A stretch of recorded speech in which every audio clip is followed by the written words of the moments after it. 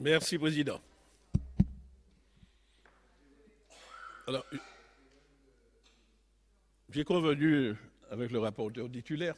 Je vous ai dit que je vais répondre aux questions qui ont été posées pendant ton absence et ensuite, il reprendra la main pour la suite des dossiers et les réponses complémentaires, s'il pense utile, de l'amener. Je vais commencer par dire, c'est parce qu'on répète plusieurs fois une chose inexacte que ça se transforme en vérité. Je vais répondre à des questions qui ont été posées, quand bien même ceux qui les ont posées ne sont plus dans la salle.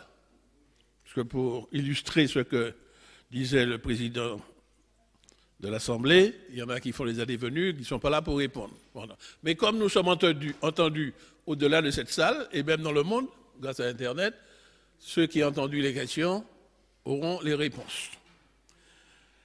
D'abord, il y a une digression qui a été faite dès le début, puisqu'on a voulu parler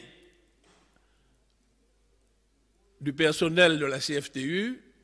En tant que porte-parole du Conseil exécutif et parlant au nom du président Marie-Jeanne, je veux solennellement rappeler que très tôt, il a pris l'engagement, il ne pouvait pas d'ailleurs faire autrement, que de dire qu'il respectera la loi.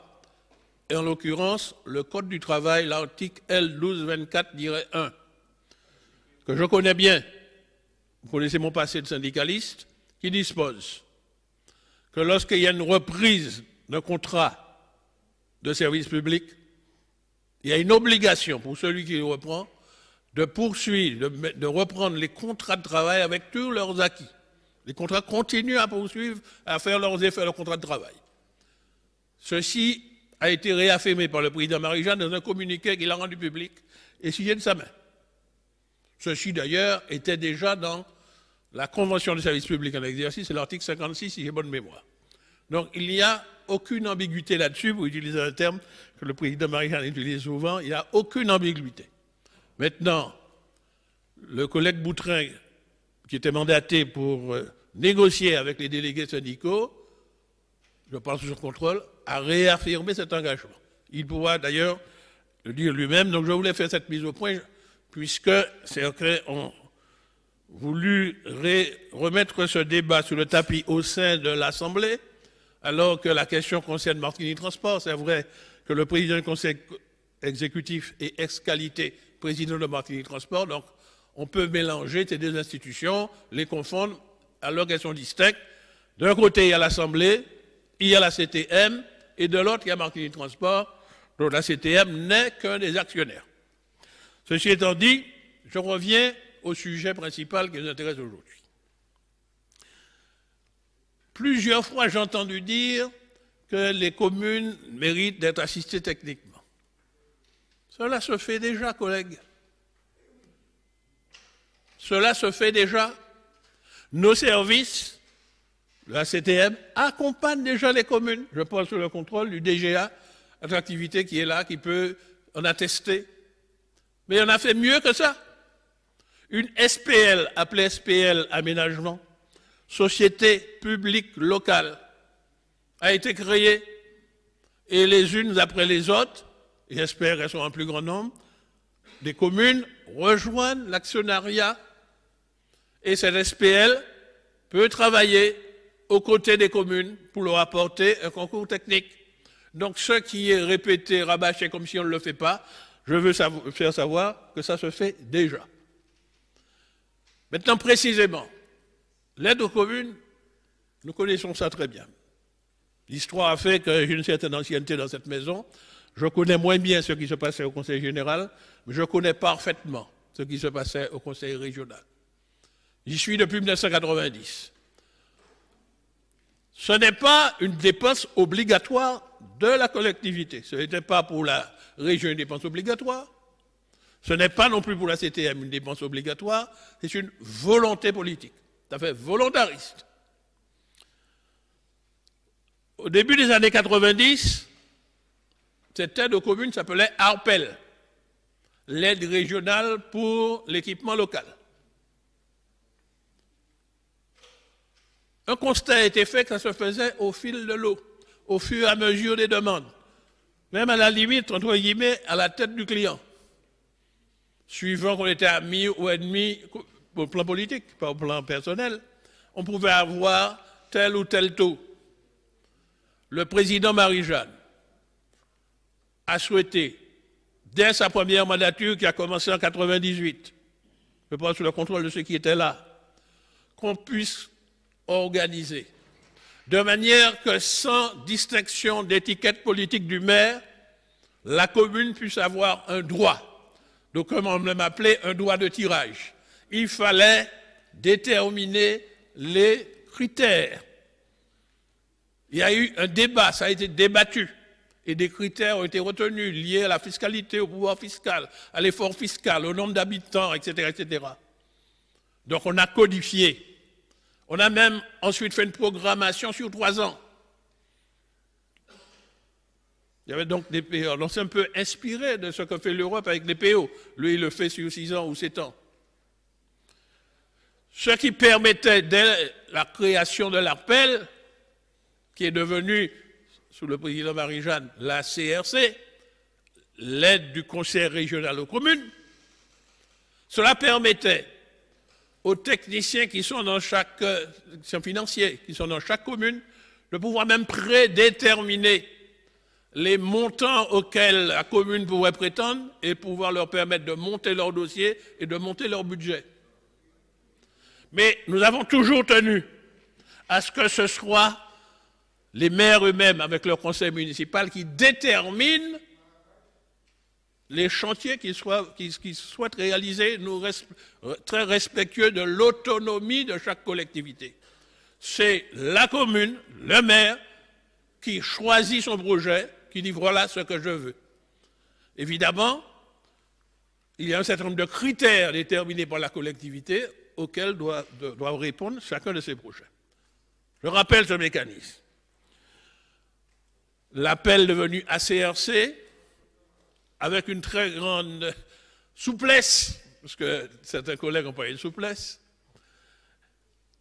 avait mis que les crédits votés, attribués, avaient une déchéance quadriennale, 4 ans.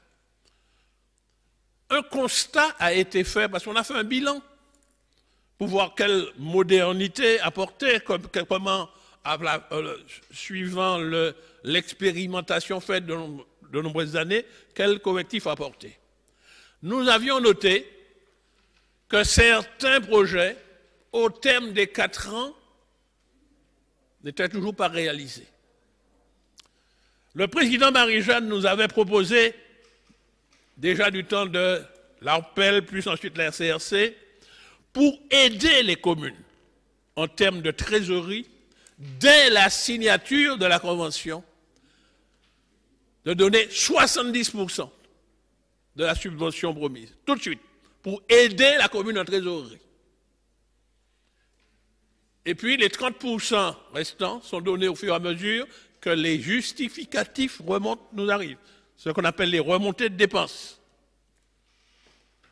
Mais pour la collectivité, qu'est-ce qu'elle doit faire? Elle vote en autorisation de programme et elle vote également en crédit de paiement suivant le calendrier proposé par la commune elle-même. Et en particulier, les 70% sont tout de suite votés en crédit de paiement. Le reste étant des sommes engagées, non mandatées, et qui seront mandatées au fur et à mesure que les remontées de dépenses parviendraient dans nos services. Qu'est-ce que nous avons observé? Et vous avez pu le constater qu'à chaque vote de compte administratif, il y avait un volume considérable de montants engagés non mandatés, qu'on est obligé de reporter. Et qui permet actuellement à certains de dire, vous avez de l'argent là, vous dormez là-dessus. En fait, c'est un argent qui est là et qui attend les justificatifs des communes,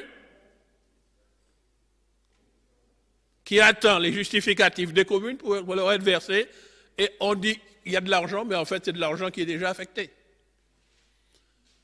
Eh oui. Et puis,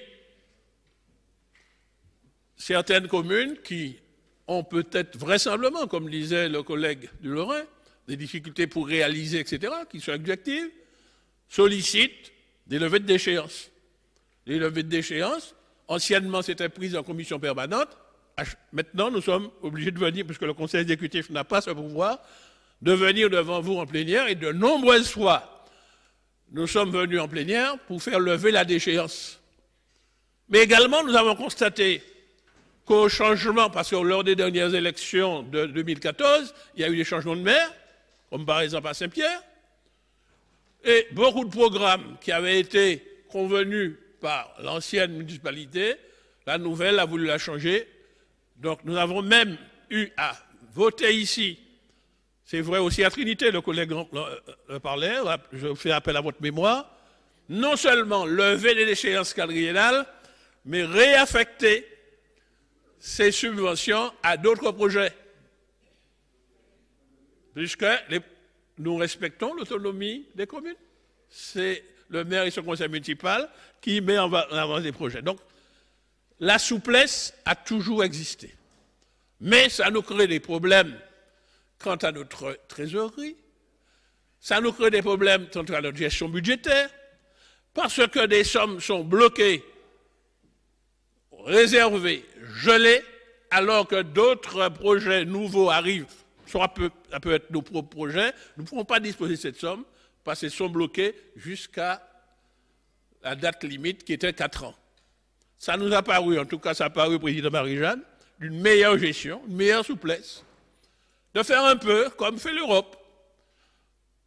Lorsque vous, je pense sous le contrôle de mon collègue conseiller exécutif en charge des fonds européens, lorsque on vous attribue des fonds et que vous avez passé la convention, vous avez un délai pour le réaliser.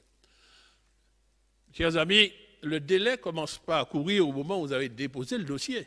Il commence à courir à la date de notification de la convention. Et ce que nous recommandons à nos collègues maires, c'est d'aller jusqu'au bout de leur dossier d'études, de bien affiner le coût, d'arriver au moins jusqu'à l'avant-projet définitif pour être bien sérieux à peu près le coût. Presque à la limite du jour où ils doivent faire la consultation, c'est-à-dire le dossier de consultation d'entreprise. Là, les coûts sont à peu près bien appréciés. Pour que ce soit sur la base de ce coût-là, cette estimation-là, que la subvention soit calculée. Et une fois que la convention est signée, ils peuvent passer à l'étape d'après, qui est la consultation d'entreprise et la notification aux entreprises de l'ordre de démarrage. Et ça déclenche le premier acompte. Alors, le premier acompte a été rapporté à 50% actuellement. Pourquoi? Parce que du temps des 70%, et quand le dossier n'était pas fait, le président Marie-Jeanne, disons l'exécutif, avait la douloureuse décision à prendre, consiste à faire des titres de recettes pour pouvoir reverser. C'est douloureux à prendre comme décision, puisque vous avez des communes qui sont en difficulté, qui n'ont pas pu faire le job, le travail qu'ils voulaient faire, mais ils ont reçu déjà 70%, évidemment, on l'a obligé pour une session sociale de leur demander de le reverser. Donc, le président a proposé, et vous avez voté d'ailleurs cela à l'unanimité, lors de la modernisation, en tout cas, le dossier, la délibération a été votée. La délibération a été votée. Je ne sais pas pourquoi le collègue m'interrompt. Je dis que ça a été voté. Très bien, l'histoire va le retenir quand vous êtes contre les deux communes.